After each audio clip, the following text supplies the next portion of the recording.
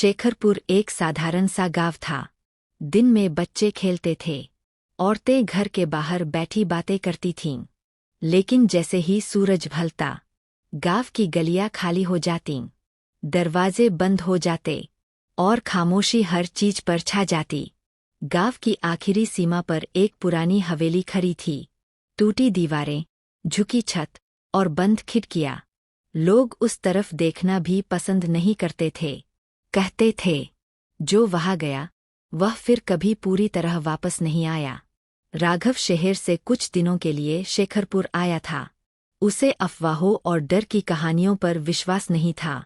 वह नहीं जानता था कि गांव के लोग उसे किस नज़र से देख रहे थे, जैसे वह मेहमान नहीं बल्कि अगली बारी हो। जब राघव ने हवेली के बारे में पूछा तो लोगों ने जवाब नहीं दिया।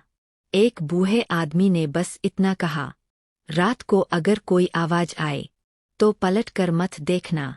पहली रात राघव को नींद नहीं आई। कमरे में सब कुछ शांत था, लेकिन फिर भी ऐसा लग रहा था जैसे कोई मौजूद है। हवा ठंडी थी और दीवारों की परछाइयां हिल रही थीं। आधी रात को दरवाजा अपने आप धीरे से खुल गया। कोई कदमों की आवाज नहीं थी, बस अंधेरा था जो कमरे के अंदर फैलता जा रहा था। फिर एक धीमी आवाज आई, राघव। आवाज पास से आई थी, लेकिन वहां कोई नहीं था। राघव का शरीर जम गया। उसने आंखें बंद कर लीं। सुबह जब राघव उठा, उसके पैरों में मिट्टी लगी थी, कपड़े गीले थे, जैसे वह रात को कहीं चला गया हो। लेकिन उसे कुछ याद नहीं था।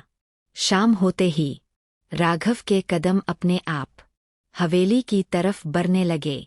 वह रुकना चाहता था, लेकिन उसका शरीर उसकी बात नहीं मान रहा था। हवेली का दरवाजा खुद ही खुल गया। अंदर से ठंडी हवा आई, जैसे किसी ने कई सालों बाद सांस ली हो। अंदर लंबा गलियारा था, दीवारें फटी हुई और छत से पानी टपक रहा था। राघव की परछाई उसके साथ नहीं चल रही थी।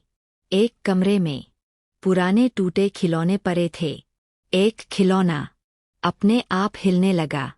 हंसी की धीमी आवाज आई, लेकिन उसमें खुशी नहीं थी। एक टूटा हुआ शीशा दीवार से टिका था। राघव ने खुद को देखा, लेकिन उसकी परछाई थोड़ी देर से हिली, जैसे शीशे के अंदर कोई और था।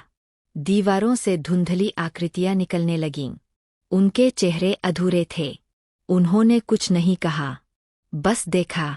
थके हुए नजरों से राघव भागा, लेकिन हर दरवाजा उसी हवेली के अंदर खुलता रहा। वक्त जैसे रुक गया था। फर्श पर एक पुरानी डायरी पड़ी थी। उसमें कई नाम लिखे थे, सब काटे हुए। आखिरी पन्ने पर एक नया नाम लिखा जा रहा था, राघव।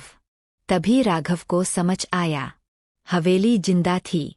वह उन लोगों की यादों से बनी थी जिन्हें दुनिया भूल चुकी थी। राघव की आवाज धीरे धीरे गायब हो गई। उसकी परछाई दीवार में मिल गई।